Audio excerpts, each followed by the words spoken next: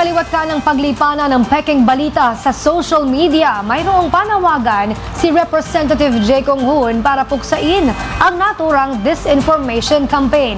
Ating alamin ang detalye sa report na ito.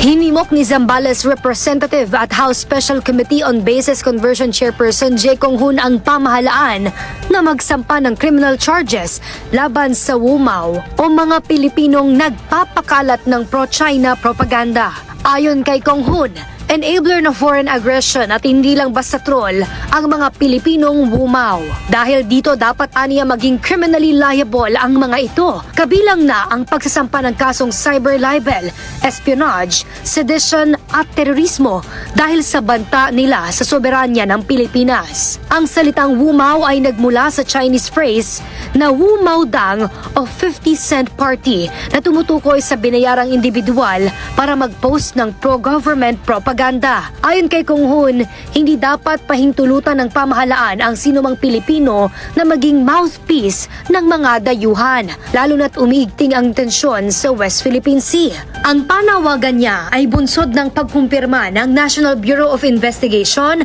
sa 20 vloggers na konektado sa disinformation campaign. Samantala, binigyan diin ni Kong Hoon na hindi dapat hayaan ang mga traidor na magwagi sa kanilang naratibo at wala niyang middle ground para protektahan ang soberanya ng bansa. Para sa totoong balita sa bagong Pilipinas, Princess Jordan, Congress News.